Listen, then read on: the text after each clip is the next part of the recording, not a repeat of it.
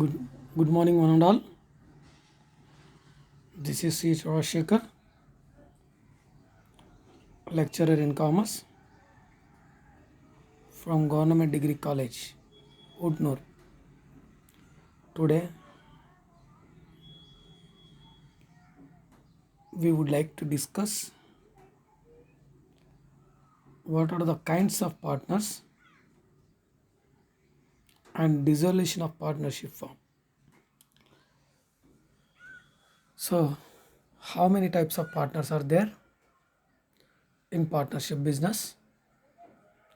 What are the ways to dissolve a partnership firm? These are all to be discussed in our today's class.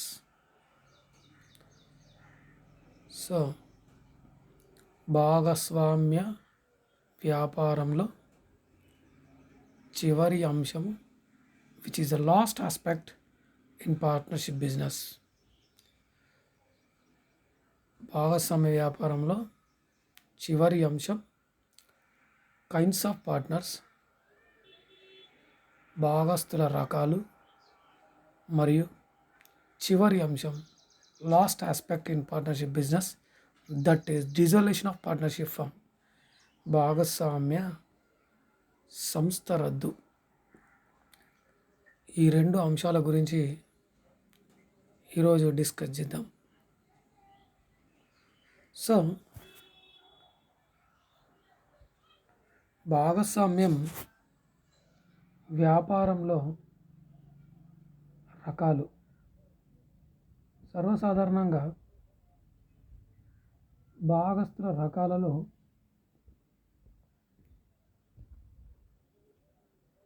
భాగస్వామ్య వ్యాపారంలో ఇమిడి ఉన్నటువంటి భాగస్తులను విడివిడిగా భాగస్తులను అంటాము. భాగస్వామ్య వ్యాపారానికి భాగస్తుల సముదాయం అవసరం. ఈ సముదాయాన్ని అందరినీ కలిపి భాగస్వామ్య సంస్థ అంటాం. విడివిడిగా వారిని భాగస్తులు అని చెప్పేసి అంటాం. అంటే వాళ్ళందరినీ కలిపితే భాగస్తుల సముదాయం అని చెప్పేసి అంటున్నాము. మరియు ఆ భాగస్వామ్య సంస్థలో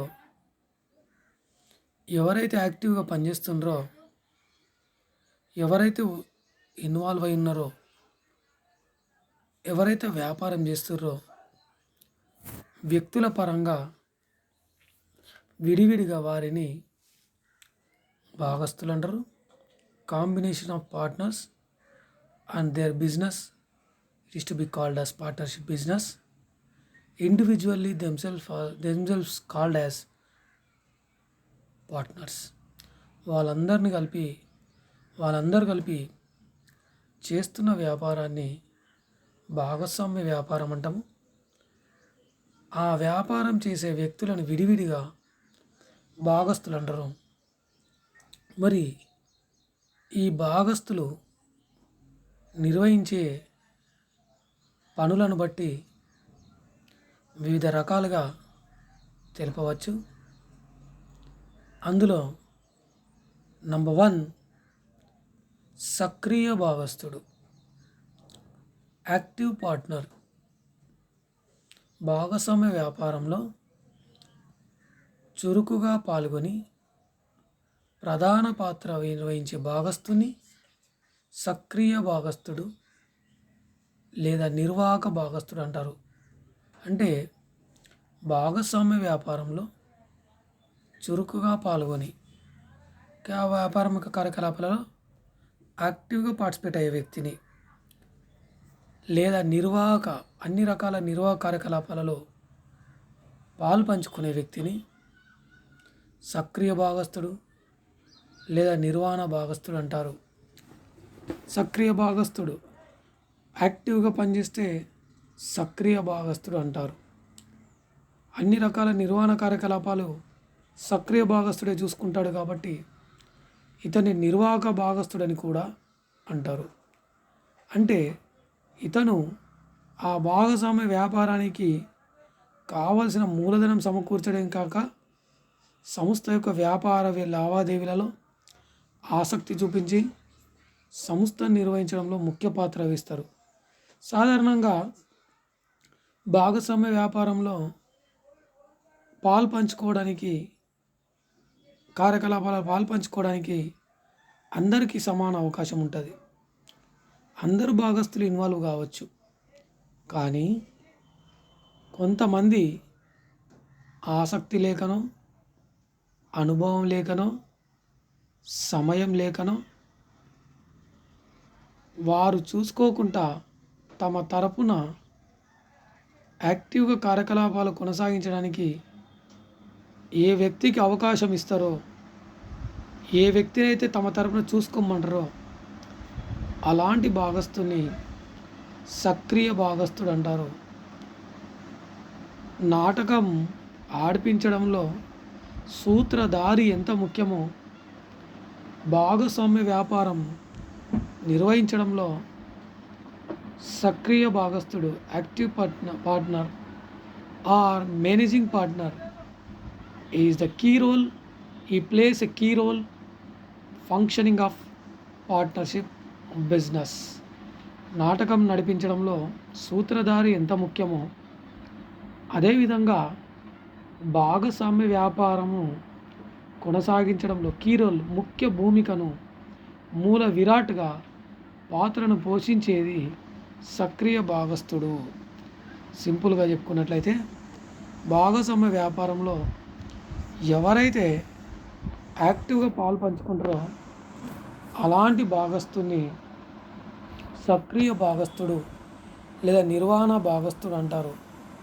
అందరిలాగా ఇతను కూడా మూలధనం తీసుకొస్తాడు, అదనంగా వ్యాపార కార్యకలాపాలు అందరి తరపున చేస్తాడు. సర్వసాధారణంగా ఒప్పందంలో సక్రియ భాగస్థుడికి ఎంత జీతం ఇవ్వాలనేది ఉంటుంది. ఒప్పందంలో ఏమీ లేకపోతే అతనికి డబ్బులు ఇవ్వడం అనేది ఉండదు. భాగస్థులందరి తరపున పని చేయాల్సిందే. రెండవ రకం partnership sleeping partner is also called as dormant partner. A partner who just invests his capital but not working in partnership business activities. He is not working, he is not maintaining, he is not observing, it is not seeing any type of activity in partnership business. Just he invests his capital and not doing any work. Himself is to be called as sleeping partner as well as dormant partner. ఒక భాగస్వామ్య వ్యాపారంలో ఒక భాగస్థుడు మూలధనంను మాత్రమే సమకూర్చి వ్యాపార కార్యకలాపాలలో భాగస్వామ్య వ్యాపారానికి సంబంధించిన వ్యాపార కార్యకలాపాలలో ఎటువంటి పాలు పంచుకున్నట్లయితే అలాంటి భాగస్థుని డార్మెంట్ పార్ట్నర్ లేదా స్లీపింగ్ పార్ట్నర్ అంటాడు. ఇతను లాభాలు పంచుకుంటాడు, నష్టాలు పంచుకుంటాడు, అప్పులు రుణాలు ఏర్పడితే సంస్థకు రుణానికి కూడా బాధ్యత వహిస్తాడు. కానీ వ్యాపారంలో ఎటువంటి యాక్టివిటీ కొనసాగించడు. అంటే మరి సర్వసాధారణంగా స్లీపింగ్ పార్ట్నర్ నిష్క్రియ భాగస్థుడు అని తెలుగులో అంటాము. భాగస్వామ్య వ్యాపారంలో అందరిలాగే ఇతను కూడా మూలధనం సమకూరుస్తాడు, కానీ వ్యాపార కార్యకలాపాలలో ఎటువంటి పాలు పంచుకున్నట్లయితే అలాంటి భాగస్థుని నిష్క్రియ భాగస్థుడు అంటారు. అందరిలాగే ఇతను లాభాలు పంచుకుంటాడు, నష్టాలు పంచుకుంటాడు, కానీ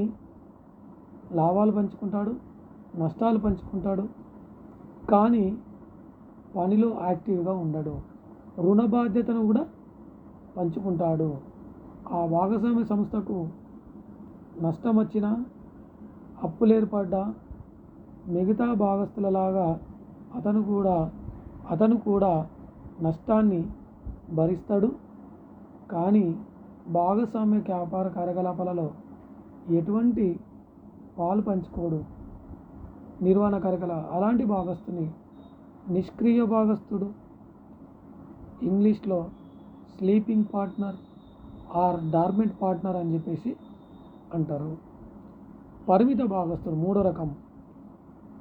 in English we would like to call him as a limited partner. సర్వసాధారణంగా ఒక భాగస్తుడు తాను చేరేటప్పుడే, ఒప్పందం ఏర్పరచుకునేటప్పుడే చెబుతాడు, నేను పరిమిత భాగస్తునిగా ఉంటాను. మిగతా భాగస్తులందరూ అంగీకరిస్తే అతను పరిమిత భాగస్తుడిగా ఉండవచ్చు. పరిమిత భాగస్తుడు లిమిటెడ్ పార్ట్నర్ మీన్స్ ఒక భాగస్వామ్య వ్యాపారంలో ఒక భాగస్తుడు తన రుణ బాధ్యతను వాటా పరిమితానికే అంగీకరించినట్లయితే, దానిని మిగతా భాగస్తులు ఒప్పుకున్నట్లయితే అలాంటి భాగస్తుని పరిమిత భాగస్తుడు అని చెప్పేసి అంటాము. అనగా ఈ లిమిటెడ్ పార్ట్నర్ అంటే ఒక భాగస్వామ్య వ్యాపార సంస్థకు ఎంత నష్టం వచ్చినా అతను సర్వసాధారణంగా భాగస్వామ్య వ్యాపారంలో రుణ బాధ్యత అనేది వ్యక్తిగతం, సమిష్టిగతం, అపరిమితం. ఒకరు చేసిన నష్టానైనా అందరు భరించాల్సిందే, అందరు చేసిన నష్టానైనా ఒకరు భరించాల్సిందే. అపరిమితం, పెట్టిన మూలధనంతో పాటు సంస్థ అప్పులు ఎక్కువగా ఉన్నప్పుడు ఆ భాగస్తుల యొక్క సొంత ఆస్తులు హరించుకుపోతాయి. కానీ ఈ పరిమిత భాగస్తుడు ఒకవేళ ఆ వ్యాపార సంస్థకు నష్టాలు వచ్చినట్లయితే అతను పెట్టిన డబ్బును మాత్రమే కోల్పోతాడు. కానీ ఎంత నష్టాలు వచ్చినా తన ఇంటి నుంచి ₹1 కూడా ఇవ్వడానికి వీలు లేదు. ఇలాంటి ఒప్పందం ద్వారా ఏర్పడినటువంటి భాగస్తుని లిమిటెడ్ పార్ట్నర్, పరిమిత భాగస్తుడు అంటారు. అనగా భాగస్వామ్య వ్యాపారానికి ఎంత నష్టం వచ్చినా అతను తన మూలధనాన్ని మాత్రమే కోల్పోతాడు. కానీ తన సొంత ఆస్తి నుంచి ₹1 కూడా కోల్పోవడానికి అవకాశం లేనట్లయితే, చెల్లించాల్సిన అవసరం లేనట్లయితే అలాంటి భాగస్తుని పరిమిత భాగస్తుడు అని చెప్పేసి అంటారు. సర్వసాధారణంగా ఇతను ఆ వ్యాపారంలో పాలు పంచుకోడు, ఎటువంటి పని చేయడు, మిగతా భాగస్తుల తరపున ప్రతినిధిగా ఉండడు, ఎటువంటి యాక్టివిటీస్లలో పాల్గొనడు. కానీ లాభాలు మాత్రం తీసుకుంటాడు మరియు నష్టాలకు బాధ్యత వహించడు. తన మూలధనాన్ని మాత్రమే కోల్పోవడానికి అంగీకరిస్తాడు. అందుకే ఇతన్ని పరిమిత భాగస్తుడు అంటారు. సర్వసాధారణంగా భారతదేశంలో భాగస్వామ్య వ్యాపారాలలో భారతదేశంలో పరిమిత భాగస్వామ్యం అనేది లేదు. ఈ పరిమిత భాగస్వామ్యం అనేది ఇంగ్లాండ్లో మాత్రమే ఉంది. నెక్స్ట్, నామమాత్రపు భాగస్థుడు, నామినల్ పార్ట్నర్. అయితే ఇంగ్లీష్లో నామినల్ పార్ట్నర్ అంటాం, తెలుగులో నామమాత్ర భాగస్థుడు అంటాం. యథార్థంగా భాగస్వామ్య సంస్థలో ఒక వ్యక్తి భాగస్థుడు కాకపోయినప్పటికీ సంస్థ భాగస్వామిగా తన పేరును, పరువును వినియోగించుకోవడానికి అంగీకరిస్తే అలాంటి భాగస్థుని నామమాత్రపు భాగస్థుడు అంటారు. అంటే ఒక వ్యక్తి ఏబిసి ముగ్గురు ఒక సంస్థలో కొనసాగుతున్నారు. డి అనే వ్యక్తి ఏబిసి భాగస్వామ్య సంస్థలో సభ్యుడు కాడు. కానీ డికి సమాజంలో పరపతి బాగుంది, గుడ్విల్ బాగుంది, పేరు ప్రఖ్యాతలు ఉన్నాయి. అతని పేరు పెట్టుకుంటే ఇలా బిజినెస్ సక్సెస్ అవుతుందని చెప్పేసి అతని పేరును ఉపయోగించుకోవడానికి ఏబిసిలు డి యొక్క అనుమతి అడగడం జరుగుతుంది. అప్పుడు డి మూలధనం పెట్టలేడు, వ్యాపార కార్యకలాపాలు పంచుకుంటలేడు. కానీ అతని పేరును ఉపయోగించుకోవడానికి ఫలానా సంస్థలో సభ్యుడని అతని పేరును ఉపయోగించుకోవడానికి అతను అంగీకరించినట్లయితే అలాంటి భాగస్తుని నామమాత్రపు భాగస్థుడు అంటారు. అనగా సర్వసాధారణంగా సమాజంలో పేరు, ప్రఖ్యాతలు, కీర్తి, ప్రతిష్టలు, గుడ్విల్ ఉన్న వ్యక్తులను భాగస్తులు, అతడు భాగస్థుడు కాకపోయినప్పటికీ, మూలధనం సమకూర్చినప్పటికీ, అతని పేరును ఆ సంస్థలో భాగస్థుడని ఉపయోగించుకోవడానికి అతని పర్మిషన్ అడిగినట్లయితే, అతని అనుమతి అడిగినట్లయితే ఆ విధంగా ఒప్పుకున్న భాగస్తుని నామమాత్రపు భాగస్థుడు అంటారు. సర్వసాధారణంగా అతని పేరు ఉండడం వలనే కొంతమంది ఆ భాగస్వామ్య సంస్థతోటి వ్యాపార లావాదేవీలు కొనసాగించడానికి ఇష్టపడతారు. అందుకే నామమాత్ర భాగస్థుడు ఆ వ్యాపారంలో పాలు పంచుకోకున్నా, ఆ వ్యాపారంలో మూలధనం పెట్టకున్నా, ఆ వ్యాపారంలో వచ్చే నష్టాలు పూడ్చడానికి బాధ్యత వహించవలసినదే. ఎందుకంటే అతని పేరును ఉపయోగించుకునే కొంతమంది ఆ సంస్థతో లావాదేవీలు చేస్తారు కాబట్టి, మూలధనం సమకూర్చకున్నా, వాస్తవంగా భాగస్థుడు కాకున్నా, నిర్వహణ కార్యకలాపాలు పాల్పంచుకోకున్నా అతని పేరు ఉపయోగించుకుంటున్నారు కాబట్టి ఆ సంస్థలో వచ్చే నష్టాలను భరించాల్సిన బాధ్యత ఆ నామమాత్ర భాగస్థుడి పైన ఉంటుంది. నెక్స్ట్ పాయింట్, ఎస్టోపెల్ లేదా భావిత భాగస్థుడు. Partner by estoppel or holding outs అంటే ఏదైనా ఒక భాగస్థుడు ఒక సంస్థకు మూలధనాన్ని సమకూర్చడు, నిర్వహణలో పాలు పంచుకోడు, వాస్తవానికి అతను భాగస్థుడే కాడు. కానీ తన మాటల ద్వారా కానీ, తన ప్రవర్తనల ద్వారా కానీ, తన నోటి మాటల ద్వారా కానీ, ప్రవర్తన రూపంగా కానీ, లిఖిత రూపంగా కానీ తాను ఫలానా సంస్థలో భాగస్థుడినని ఇతరులను నమ్మించినట్లయితే అలాంటి భాగస్థుడిని భావిత భాగస్థుడు లేదా ఎస్టోపెల్ భాగస్థుడు అంటాడు. అనగా ఈ ఎస్టోపెల్ భాగస్థుడు భాగస్వామ్య సంస్థలో భాగస్థుడు కాడు, మూలధనం సమకూర్చలేదు, నిర్వహణలో పాలు పంచుకోడు.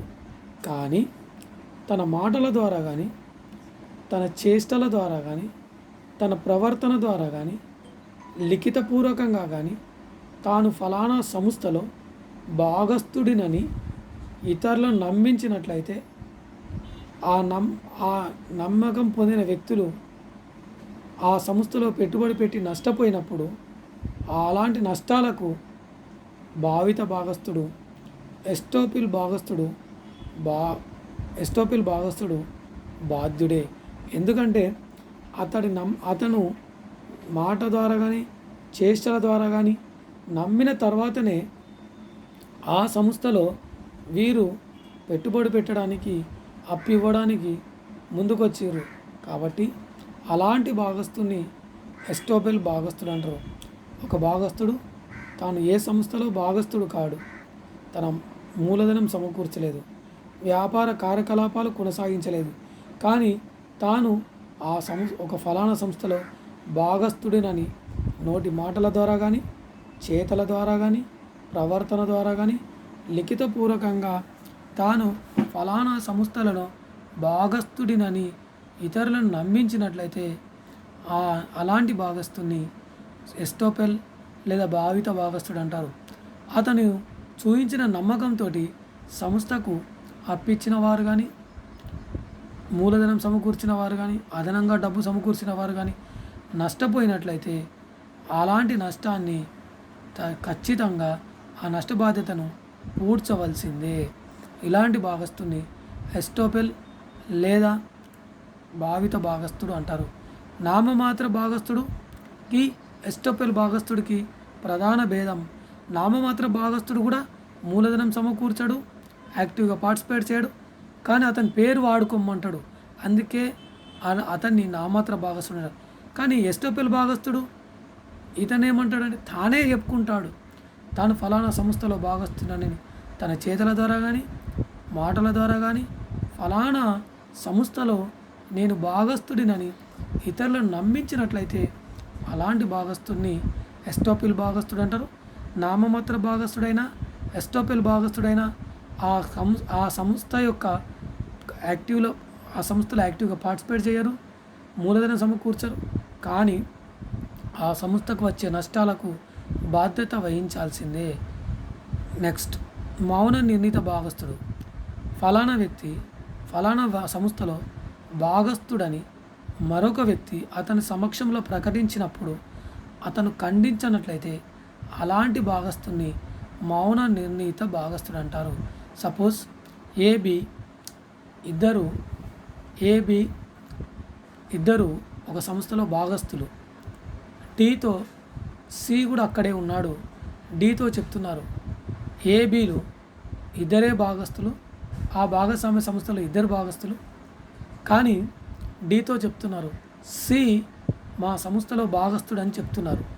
అప్పుడు పక్కకే ఉన్న సి దాన్ని ఖండించనట్లయితే మౌనము అంగీకారంగా భావించి అలాంటి భాగస్థుని మౌన నిర్ణీత భాగస్థుడు అంటారు. సి ఉన్నాడనుకొని ఆ సంస్థకు డి రుణమిచ్చినట్లయితే ఆ నష్ట బాధ్యతను సి పూడ్చాల్సిందే. అంటే సర్వసాధారణంగా మౌన నిర్ణీత భాగస్థుడు కూడా ఆ భాగస్వామ్య సంస్థలో మూలధనం సమకూర్చలేదు, పాలు పంచుకుంటలేడు. కానీ ఏబి భాగస్థులు వారు సి భాగస్థుడు కాకున్నప్పటికీ సి మా సంస్థలో భాగస్థుడని డి వద్ద చెప్పినప్పుడు సి ఖండించినట్లయితే అలాంటి భాగస్థుని మౌన నిర్ణీత భాగస్థుడు అంటారు. డి సి భాగస్థుడు అని చెప్పేసి ఆ సంస్థకు అప్పిచ్చినా పెట్టుబడి పెట్టినా నష్టపరిహారము తీర్చాల్సిన బాధ్యత ఏబీతో పాటుగా సికు కూడా ఉంటుంది. ఎందుకంటే అతడు మౌనంగా ఉన్నాడు కాబట్టి అతని మౌనంను అంగీకారంగా భావించి అతను ఉన్నాడని ఇతను పెట్టుబడి పెట్టినా అప్పిచ్చినా అని చెప్పడానికి అవకాశం ఉంటుంది. ఇలాంటి భాగస్థుని మౌన నిర్ణీత భాగస్థుడు అంటారు. ఇద్దరు భాగస్థులు ఒకతని పేరును ఒక వ్యక్తిని తమ సంస్థలో భాగస్థుడని వేరొక వ్యక్తి వద్ద చెప్పినప్పుడు ఆ వ్యక్తి తాను ఆ సంస్థలో భాగస్థుడనని ఖండించకుండా ఉన్నట్లయితే అలాంటి భాగస్థుని మౌన నిర్ణీత భాగస్థుడు అంటాడు. ఇతను ఆ భాగస్వామ్య సంస్థలో యాక్టివ్గా పార్టిసిపేట్ చేయడు, మూలధనం సమకూర్చడు, కానీ నష్టాలకు మాత్రం బాధ్యత వహించాల్సిందే. నెక్స్ట్ మైనర్ భాగస్థుడు 18 సంవత్సరాల లోపల వ్యక్తి సర్వసాధారణంగా భాగస్వామ్య వ్యాపారంలో భాగస్థుడిగా అంగీకరించవద్దు. ఉన్న భాగస్థులు 18 సంవత్సరాల లోపలున్న వ్యక్తిని ఒక భాగస్థుడిగా చేర్చుకోవద్దు. ఒకవేళ అది చట్టరీత్యా భాగస్వామ్య ఒప్పందం ప్రకారము నేరము, భాగస్వామ్య ఒప్పందం ప్రకారము చట్టరీత్యా అనర్హుడు మైనర్తోని ఒప్పందం చేసుకోవడం. అయినప్పటికీ అది తెలిసినా కూడా భాగస్థులందరూ 18 సంవత్సరాల లోపల వ్యక్తిని ఇతర భాగస్థులందరూ అంగీకరిస్తే ఆ మైనర్ను 18 సంవత్సరాలు నిండిన వ్యక్తిని భాగస్థుడిగా చేర్చుకోవచ్చు. మరి సర్వసాధారణంగా భాగస్వామ్య చట్టం ప్రకారం కానీ ఒప్పందం ప్రకారం కానీ భాగస్థునిగా అతన్ని చేర్చుకోవద్దు. కానీ మిగతా భాగస్థులందరూ అంగీకరిస్తే అతన్ని భాగస్థుడిగా సమ్మతిస్తారు. మైనరు సర్వసాధారణంగా భాగస్వామ్య వ్యాపారంలో నిర్వహణలో పాల్గొనాల్సిన హక్కు అతనికి లేదు. కానీ మరి హక్కు అంటే వ్యాపార కార్యకలాపాలలో పాలు పంచుకునే హక్కు అతనికి లేదు. కానీ ఖాతాలను తనిఖీ చేయవచ్చు, లాభాలను పొందవచ్చు. వ్యాపారంలో పాలు పంచుకోవాల్సిన అవసరం లేదు. మూలధనం పెడతాడు, వ్యాపారంలో పాలు పంచుకోవాల్సిన అవసరం లేదు. కానీ లాభాలు పొందే హక్కు ఉంది. ఖాతా పుస్తకాలను వ్యవహారాలను తనిఖీ చేసే అధికారం కూడా ఉంది. కానీ ఇతనికి ఉన్నటువంటి ప్రధానమైనటువంటి లాభం ఏంటంటే ఇతని రుణ బాధ్యత పరిమితంగా ఉంటుంది. ఒకవేళ భాగస్వామ్య సంస్థకు నష్టం వస్తే మిగతా భాగస్తులందరూ సంస్థ ఆస్తుల కన్నా అప్పులు ఎక్కువైనప్పుడు వారు పెట్టిన మూలధనంతో పాటు సొంత ఆస్తులు హరించుకుపోతాయి. కానీ మైనరు భాగస్థుడిగా చేరినప్పుడు ఆ సంస్థలో ఎంత నష్టం వచ్చినా అతను పెట్టిన పెట్టుబడి మాత్రమే కోల్పోతాడు. కానీ అతని సొంత ఆస్తి నుంచి ₹1 కూడా పోవడానికి అవకాశం లేదు. అంటే ఇతనికి మైనర్కు ఉన్నటువంటి హక్కులు ఏంటంటే 18 సంవత్సరాలు నిండిన వ్యక్తి మైనరు. ఇతను మిగతా భాగస్థుల ఒప్పందం ద్వారా చేరుతాడు. సర్వసాధారణంగా ఇతడు లాభాలకు మాత్రమే బాధ్యత వహిస్తాడు. నష్టాలకు ఎటువంటి బాధ్యత వహించడు, పుస్తకాలను తనిఖీ చేయవచ్చు, పాల్గొనాల్సిన అవసరం కూడా లేదు. మరియు నష్టాలు వచ్చినప్పుడు పరిమిత రుణ బాధ్యత ఉంటుంది. తను పెట్టిన మూలధనం మాత్రమే కోల్పోవడం జరుగుతుంది, కానీ తన సొంత ఆస్తుల నుంచి ఒక్క రూపాయి కూడా కోల్పోవడం అనేది జరగదు. అంటే మైనర్ ఆస్తులకు రక్షణ ఉంటుంది అని చెప్పవచ్చు. మరి మైనారిటీ తీరిన తర్వాత 18 సంవత్సరాలు నిండిన తర్వాత 6 నెలల లోపల అతను కొనసాగాలా వద్దా అనేది ముందుగా భాగస్తులందరికీ చెప్పాలా, మరి ఒప్పందంలో అంగీకరించాలా. కానీ అతను 6 నెలలు అయిపోయిన తర్వాత కూడా కొనసాగుతుంది, విరమిస్తుంది ఏమి చెప్పనట్లయితే అతనిని మైనారిటీ తీరిన లేదా మేజర్ భాగస్థుడిగా పరిగణించడం జరుగుతుంది. మైనారిటీ తీరిన తర్వాత ఆ సంస్థకు నష్టాలకు, అప్పులకు బాధ్యత వహించవలసి అందరిలాగే ఇతను కూడా యాక్టివ్గా పార్టిసిపేట్ చేయవచ్చు. ఖాతా వ్యాపార కార్యకలాపాల పాలు పంచుకోవాల్సి ఉంటుంది. నష్టాలకు కూడా బాధ్యత వహించాల్సి వస్తుంది. కాబట్టి మైనారిటీ తీరగానే అతను కొనసాగుతుంది లేనిది చెప్పాలా. 6 నెలలు దాటిన అతను చెప్పలేదంటే అతన్ని యాక్టివ్ పార్ట్నర్గా భావించడం జరుగుతుంది, మేజర్ పార్ట్నర్గా భావించడం జరుగుతుంది. అందరిలాగే అతను కూడా భాగస్వామ్య వ్యాపారంలో కష్ట నష్టాలకు, రుణ బాధ్యతలకు, నష్టాలకు బాధ్యత వహించాల్సింది. నెక్స్ట్ ఉపభాగస్థుడు, సబ్ పార్ట్నర్. ఒక భాగస్థుడు బయట వ్యక్తితో వ్యాపారంలో లాభాలను పంచుకున్నటకు ఒప్పందం చేసుకున్నట్లయితే అలాంటి ఆ ఒప్పందం ద్వారా కొత్తగా వచ్చిన వ్యక్తిని మరి కొత్తగా వచ్చిన బయట వ్యక్తిని ఉపభాగస్థుడు అంటారు. అతనికి సంస్థపై హక్కు ఉండదు. అనగా ఒక భాగస్థుడు బయట వ్యక్తితో ఒప్పందం చేసుకుంటాడు, తన వాటాలో కొంత భాగం వేరే వ్యక్తికి ఇస్తాడు. మరి అది అనధికారికంగా జరుగుతుంది కాబట్టి అలాంటి భాగస్థుని ఉపభాగస్థుడు అనుకోండి. అతనికి సంస్థ పైన హక్కు ఉండదు, సంస్థ కార్యకలాపాలలో పాలు పంచుకోడు. ఓన్లీ లాభాలు వచ్చినప్పుడే ఆ భాగస్థుని వాటా నుంచి మాత్రమే పొందుతాడు, కానీ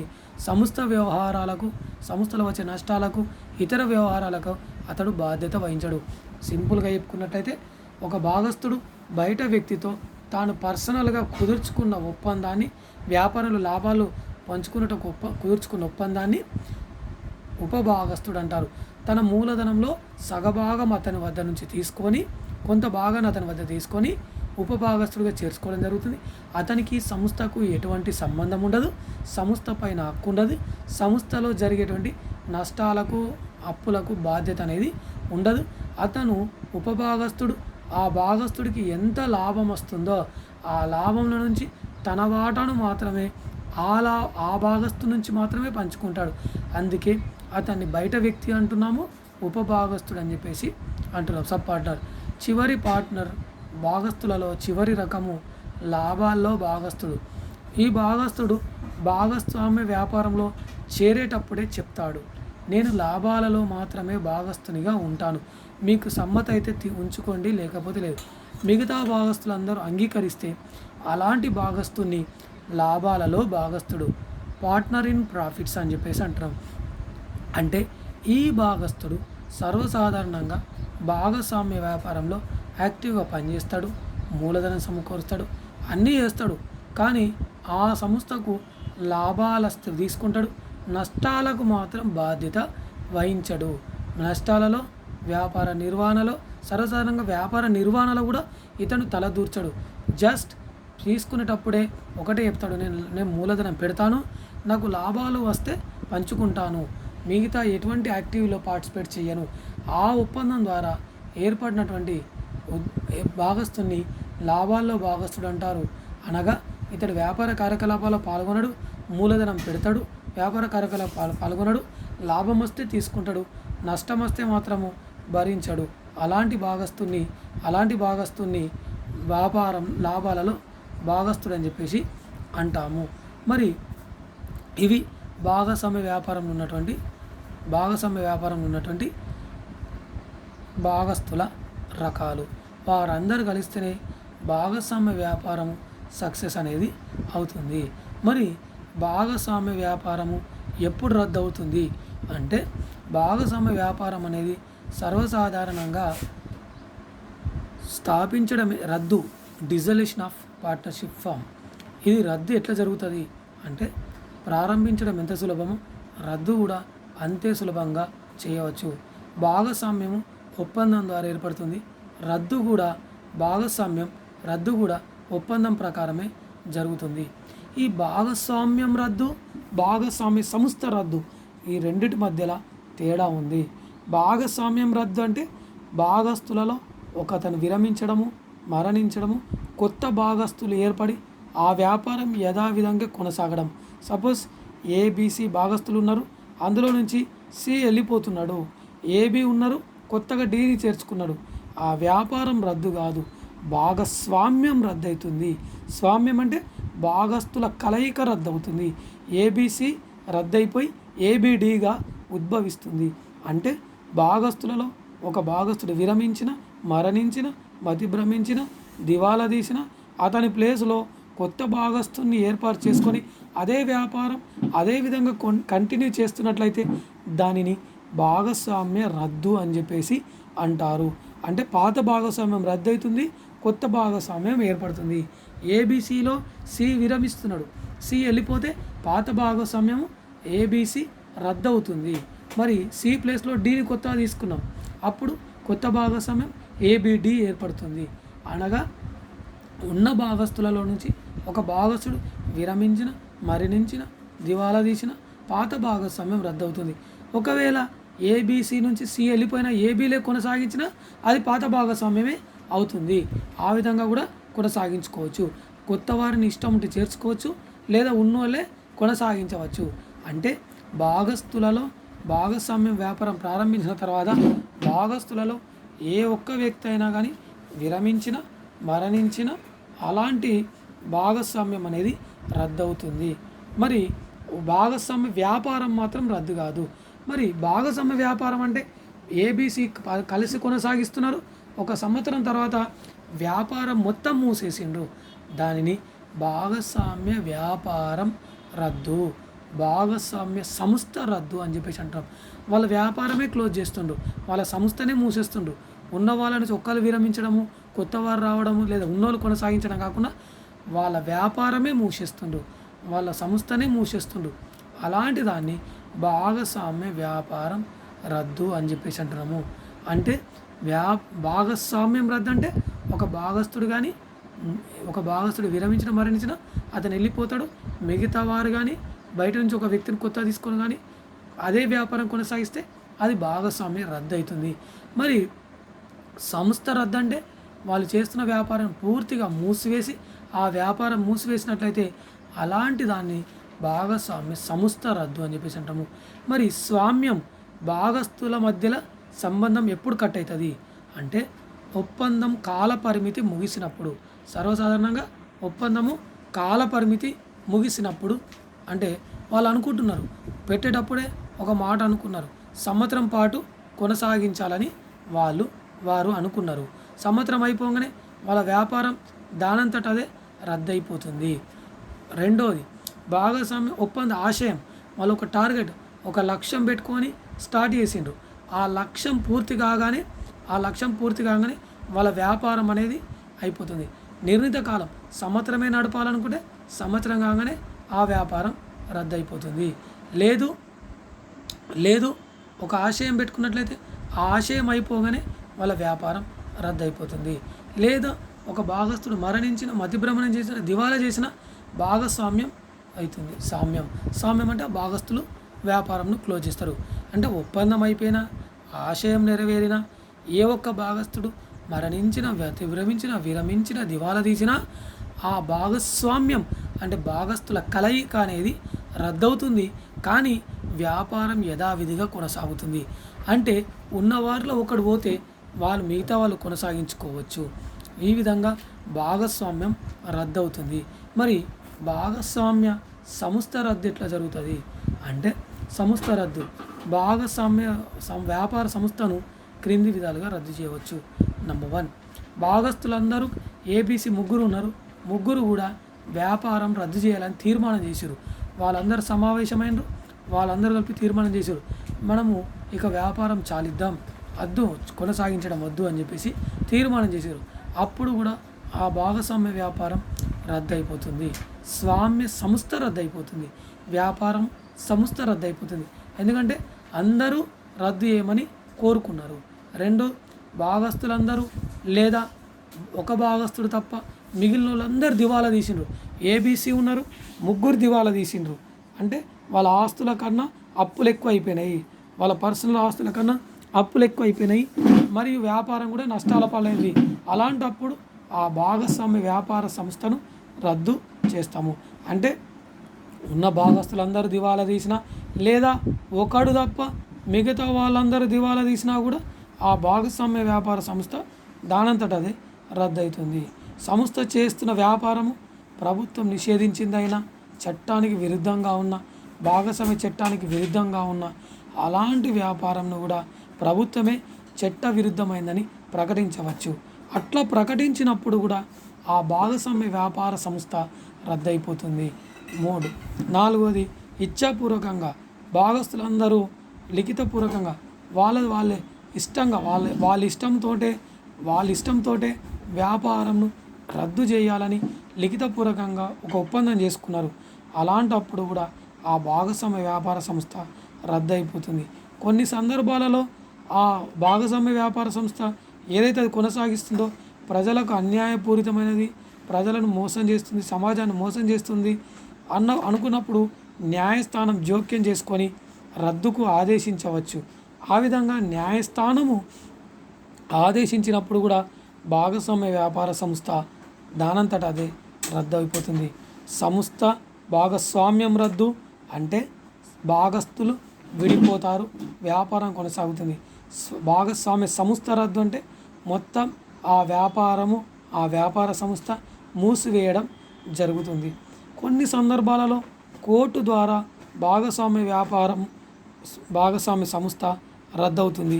అవేంటి అంటే, నంబర్ 1, ఏ ఒక్క భాగస్తుడైనా మతిస్థిమితంగా లేనప్పుడు, భాగస్తులలో ఏ ఒక్క భాగస్తుడైనా మతిస్థిమితంగా లేనప్పుడు ఆ కోర్టు ఆ భాగస్వామ్య సంస్థను రద్దు చేయమని కోరుతుంది. రెండోది, సంస్థను రద్దు చేయమని న్యాయస్థానాన్ని ఎవరైనా ఒక భాగస్తుడు కోరినట్లయితే శాశ్వతంగా తన విధులు నిర్వహించలేను అని ఏదైనా ఒక భాగస్తుడు కోర్టును కోరినట్లయితే అలాంటప్పుడు కూడా కోర్టు ఏం చెప్తుందంటే, ఫలానా భాగస్తుడు కోరిండు కాబట్టి తను శాశ్వతంగా తన విధులు నిర్వహించలేడు కాబట్టి ఆ భాగస్వామ్య సంస్థను రద్దుపరచమని మిగతా భాగస్తులందరికీ ఆదేశం చెప్తుంది. భాగస్వామ్య సంస్థ ప్రయోజనాలకు భంగకరంగా ఉన్న, అక్రమంగా ఉన్న, అన్యాయంగా ఉన్న, చట్ట వ్యతిరేకమైనదైన కార్యకలాపాలు ఉన్న అలాంటప్పుడు కూడా కోర్టు జోక్యం చేసుకొని ఆ సంస్థను రద్దు చేయమని ఆ భాగస్వామ్య వ్యాపార సంస్థకు ఆదేశం ఇస్తుంది. ఏ భాగస్తుడైనా తన వాటాలను ఇతర మిగతా భాగస్తుల అనుమతి లేకుండానే బయట వారికి బదిలీ చేసినప్పుడు అప్పుడు కూడా భాగస్వామ్య వ్యాపార సంస్థ రద్దవుతుంది. సర్వసాధారణంగా ఇతర భాగస్తుల అనుమతి లేకుండా ఏ భాగస్తుడు కూడా తన వాటాను ఇతరులకు బదిలీ చేయవద్దు.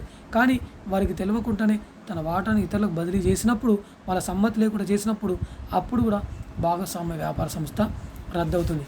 భాగస్వామ్య వ్యాపారం లాభసాటిగా నడపడం కష్టమవుతుంది. రోజు రోజుకు నష్టాలు వస్తున్నాయి. భాగస్తులు తీర్చలేని స్థితిలో ఉన్నారు. అప్పులు పెరుగుతున్నాయి. సొంత ఆస్తులు కూడా హరించుకుపోతున్నాయి. అలాంటప్పుడు కూడా ఆ భాగస్వామ్య వ్యాపారంను రద్దు చేయమని కోర్టు ఆదేశించవచ్చు.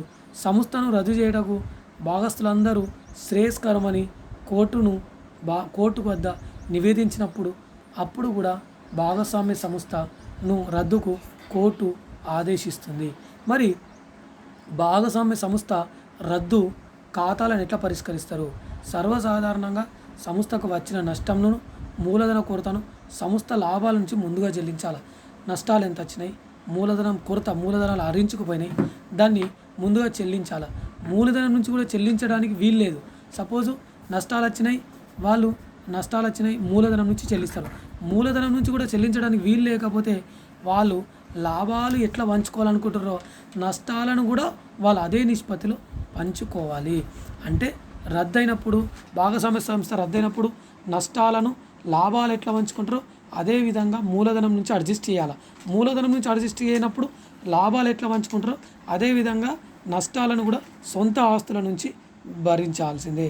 సంస్థ ఆస్తులు అమ్మగా వచ్చినప్పుడు మొట్టమొదటిగా ఏం చేయాలంటే థర్డ్ పార్టీ బయట వ్యక్తుల నుంచి అప్పు తీసుకుంటే మొదటమొదటగా సంస్థ ఆస్తులు అమ్మగా వచ్చిన డబ్బును థర్డ్ పార్టీ అంటే బయట వ్యక్తుల దగ్గర ఎవరి దగ్గర అప్పు తీసుకున్నామో వాళ్ళకు మొదటగా చెల్లించాలా. తర్వాత భాగస్తులు మూలధనం కాకుండా సంస్థకి ఇచ్చిన రుణాలను తీర్చడానికి చెల్లించాలా. తర్వాత ఇంకా డబ్బు మిగిలితే ఆస్తులపైన భాగస్తుల మూలధనానికి చెల్లించాలి. అంటే ప్రయారిటీ ఏ విధంగా ఉంటుందంటే బయట వ్యక్తుల నుంచి తీసుకున్న అప్పును మొదటగా చెల్లించాలా. తర్వాత భాగస్తులు మూలధనంగా ఇచ్చిన రుణం చెల్లించాలా. ఇంకా మిగిలితే భాగస్తుల మూలధనాన్ని చెల్లించాలా. పై 3 చెల్లింపులు పోగా ఇంకా నష్టం ఉన్నట్లయితే అలాంటప్పుడు లాభ నష్టాలను పై 3 చెల్లింపు పోగా ఇంకేదైనా డబ్బు మిగిలితే పంచుకోవాలి భాగస్తులు. ఒకవేళ ఆ మూలధనం ఉపయోగించుకున్నారు, నష్టాలు చెల్లించడానికి మూలధనం ఉపయోగించుకున్నారు, సరిపోలేదు, అలాంటప్పుడు ఏం చేస్తారంటే భాగస్తులందరూ కలిసి ఆ నష్టాన్ని పూడ్చాలా. మరి సర్వసాధారణంగా సంస్థ యొక్క అప్పులు పెరిగినట్లయితే వారు మూలధనాన్ని నుంచి చెల్లించాలా. అప్పులు పెరిగినట్లయితే నష్టాలు పెరిగినట్టు మూలధనం చెల్లించాలా. వారు మూలధనాలు సరిపోనప్పుడు సొంత ఆస్తుల నుంచి చెల్లించాలా. మరి ఒక భాగస్తుడు దివాలా తీస్తే అతని మూలధనం లోటును కానీ దివాలా తీసిన భాగస్తుడికి వచ్చే నష్టవాటాను కానీ ఆర్థిక పరిపుష్టిగా ఉన్నటువంటి భాగస్తులు షేర్ చేసుకోవాల్సిందే. అందుకే ఇక్కడ రుణ బాధ్యత అనేది వ్యక్తిగతం, సమిష్టిగతం, అపరిమితం అంటున్నాము. అంటే ఇక్కడ ఒక భాగస్తుడు దివాలా తీసినప్పటికీ ఆ సంస్థకు వచ్చిన నష్టాన్ని ఆర్థిక పరిపుష్టిగా ఉన్న మిగతా భాగస్తులు భరించి మూడవ పార్టీకి చెల్లించాల్సిన అప్పులను చెల్లించాల్సిందే. కనీసం ఒక్క దివాలా 3 భాగస్తులు ఉన్నారు, 2 దివాలా తీసిరు, ఒక్క భాగస్తుడు దివాలా తీయలేడు, ఆ ఇద్దరి నష్టం వాటాను, ఇతని వాటాను, 3 వాటాను ఆర్థికంగా పరిపుష్టిగా ఉన్న భాగస్తుడు చెల్లించాల్సిందే. అందుకే భాగస్వామ్య వ్యాపారంలో ఒకరు చేసిన నష్టానికైనా అందరు చేసిన నష్టానికైనా సమిష్టిగా విడివిడిగా భరించాల్సిందే. ఇది భాగస్వామ్య వ్యాపారములో భాగస్తుల యొక్క రకాలు, భాగస్వామ్య వ్యాపార సంస్థ రద్దు, ఖాతాల పరిష్కారము. Thank you one and all for giving this opportunity.